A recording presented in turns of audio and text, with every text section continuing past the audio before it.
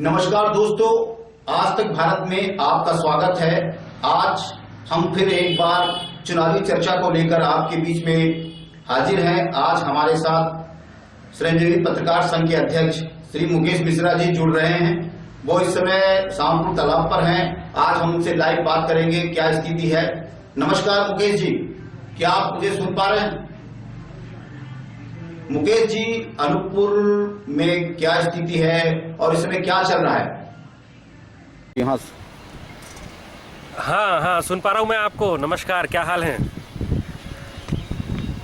जी। देखिए, जिस दिन से बिसाहू लाल जी ने इस्तीफा दिया था, राजनीतिक बिसात तभी बीत चुकी थी। कांग्रेस और भाजपा दोनों खेमे में तैयारियां शुरू हो गई थी।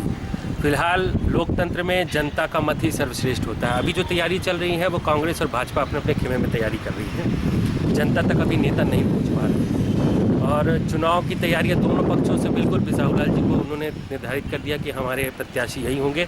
कांग्रेस की तरफ से अभी कोई भी प्रत्याशी तय नहीं हुआ है। ये भी एक बड़ा मुद्दा होगा कि कांग्रेस की तरफ से प्रत्याशी कौन होगा। फिलहाल अभी जो बैठकों में राजनीति काफ़ी गर्म है, जनता तक अभी कोई नहीं पहुँच पा रहा है।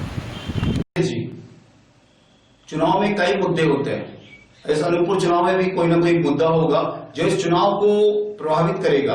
आपकी नजर में ऐसा कौन सा मुद्दा है जो इस चुनाव को प्रभावित करेगा? जी, बिल्कुल। देखिए, अनूपपुर 2003 में जिला बना था, तब से लेकर विकास की बातें यहाँ पे होती रही हैं। दोनों ही सरकारों को यहाँ की जनता ने देखा है। जो बातें रामलाल जी कह रहे थे वही बातें बिसाहू लाल जी ने भी कही। 17 महीने में वो काम पूरे नहीं हो पाए। तो रामलाल जी के विकल्प के बतौर जिन्होंने बिसाहू लाल जी को चुना था, बिसाहू लाल जी का कार्यकाल भी वैसे ही चला गया, कोई भी काम हो नहीं पाया। अनूपपुर में विकास का मुद्दा सबसे बड़ा मुद्दा होगा चुनाव के लिए, चाहे वो फ्लाईओवर का मुद्दा हो, चाहे वो हॉस्पिटल का मुद्दा हो, चाहे वो शिक्षा का मुद्दा हो, ये रोजगार का मुद्दा हो। तो विकास और इसके आसपास ही अनूपपुर की राजनीति घूमती रही है। जी, लोग जानना चाहते हैं कि इस समय अनूपपुर में किसका पलड़ा भारी है, कौन आगे चल रहा है? मैंने पहले भी बताया आपको कि लोकतंत्र में जनता का मत सबसे बड़ा होता है।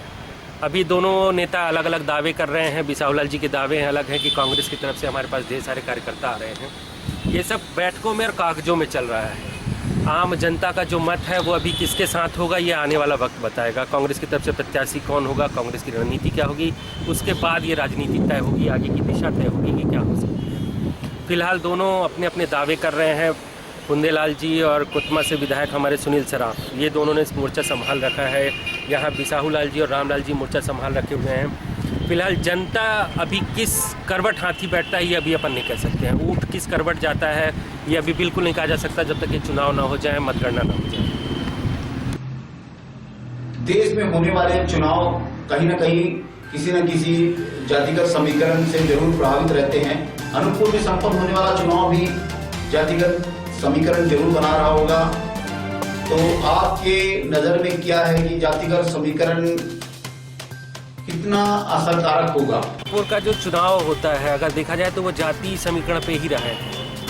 28,000 गौंड मतदाता हैं, 16,000 यहाँ पर कोल मतदाता है। रामलाल जी के साथ कहा जाता था कि कोल मतदाता और गौंड मतदाता बिसाहू लाल जी के साथ। लेकिन इस बार जो गौंड मतदाता है और कोल मतदाता, ये दोनों असमंजस की स्थिति में है। दोनों के नेताओं ने अपना अपना पाला बदला हुआ है और शायद इसी को सोचकर भाजपा ने राजेंद्र शुक्ला और संजय पाठक जैसे दो बड़े ब्राह्मण नेताओं को यहाँ की कमान सौंपी है।